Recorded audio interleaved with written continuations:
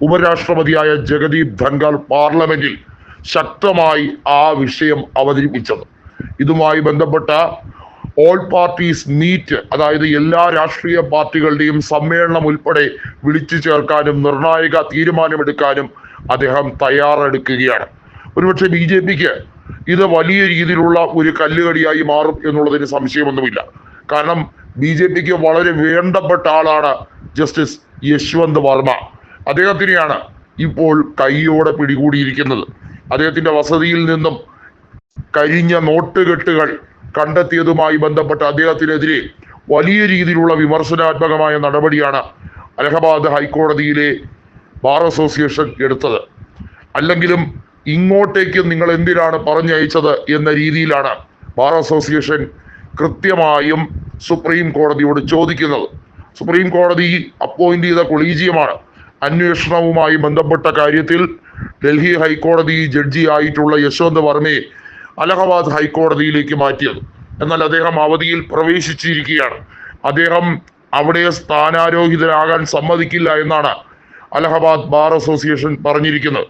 നമുക്കറിയാം 2014 ഓഗസ്റ്റിലെ ഭരണഘടനയിൽ വന്നിട്ടുള്ള മാറ്റങ്ങളുമായി ബന്ധപ്പെട്ട് അന്ന് ജുഡീഷ്യൽ അപ്പോയിന്റ്മെന്റ് ആക്ട്, അതായത് കൃത്യമായും സുപ്രീം കോടതി ജഡ്ജിമാരെയും ഹൈക്കോടതി ജഡ്ജിമാരെയും നിയമിക്കുന്നതുമായി ബന്ധപ്പെട്ട കാര്യം, അതിൽ പാർലമെന്റിന് അധികാരം കൊടുക്കുന്നതുമായി ബന്ധപ്പെട്ട കാര്യമാണ്. എന്നാൽ പാർലമെന്റിന് അങ്ങനെ അധികാരം കൊടുക്കുന്നത് സുപ്രീം കോടതിയുടെയും ജുഡീഷ്യറിയുടെയും സംവിധാനത്തിൽ വെള്ളം ചേർക്കുന്നതിന് തുല്യമാണ് എന്ന് പറഞ്ഞുകൊണ്ടാണ് സുപ്രീം കോടതി ഇതിനെതിരെ ഒരു പ്രമേയം പാസാക്കിക്കൊണ്ട് രംഗത്ത് വന്നത്. വാസ്തവത്തിൽ സുപ്രീം കോടതിയുടെ ബെഞ്ച്, ഭരണഘടനാ ബെഞ്ച് ഈ സാഹചര്യങ്ങളെ എല്ലാം കോർത്തിണക്കിക്കൊണ്ട് ചെയ്തതിന്റെ ഫലം ഇപ്പോൾ ഇന്ന് അനുഭവിക്കുന്ന, അതായത് ജുഡീഷ്യറിയിൽ വരെ അഴിമതി കൃത്യമായി അത് സ്ഫുരിക്കുന്ന തരത്തിലാണ് ഓരോ കാര്യങ്ങളും പുറത്തു വരുന്നത്. പല റിട്ടയർഡ് ജസ്റ്റിസുമാരും അവർ പേരെടുത്ത് പറയാതെ തന്നെ കൃത്യമായും ജുഡീഷ്യറിയിൽ അഴിമതി നടക്കുന്നുണ്ട് എന്ന ആരോപണം ഉന്നയിക്കുകയാണ്. ജസ്റ്റിസ് സഞ്ജീവ് ഖന്ന തന്നെ പലപ്പോഴായി സുപ്രീം കോടതിയിലെ ജഡ്ജിമാരെ ചോദ്യം ചെയ്യാറുണ്ട് എന്നുള്ളതാണ്. ചോദ്യം ചെയ്യൽ എന്ന് പറഞ്ഞാൽ അവർ പുറപ്പെടുവിക്കുന്ന വിധിയുമായി ബന്ധപ്പെട്ട കാര്യത്തിലൊക്കെ ജസ്റ്റിസ് വ്യത്യസ്തമായിട്ടുള്ള അഭിപ്രായം പറയാറുണ്ട്. നമുക്കറിയാം, തെരഞ്ഞെടുപ്പ് കമ്മീഷനുമായി ബന്ധപ്പെട്ട കാര്യത്തിൽ ഒരു വാഗ്വാദം നടക്കുകയാണ്. പ്രതിപക്ഷ നേതാവ് രാഹുൽ ഗാന്ധി ചീഫ് ജസ്റ്റിസായ സഞ്ജീവ് ഖന്നയ്ക്ക് വലിയ പിന്തുണയാണ് നൽകിയത്.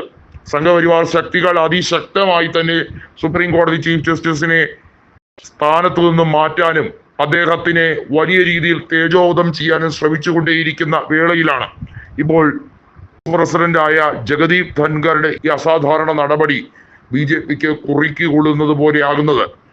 സുപ്രീം കോടതിയുടെ കൊളീജിയമല്ല തീരുമാനിക്കേണ്ടത് കാര്യങ്ങൾ, പാർലമെന്റ് തന്നെയാണ്. പ്രതിപക്ഷമാണെങ്കിൽ അതിന് തയ്യാറുമാണ്, അതായത് കോൺഗ്രസ് അതിന് തയ്യാറാണ് എന്ന് രാഹുൽ ഗാന്ധിയും മല്ലികാർജുൻ ഖാർഗെയും പറഞ്ഞു. ഇരുവരും ലോക്സഭയിലെയും രാജ്യസഭയിലെയും അതാത് സഭകളിലെയും പ്രതിപക്ഷ നേതാക്കന്മാരാണ്. അവർ ഉറപ്പു കൊടുത്തു.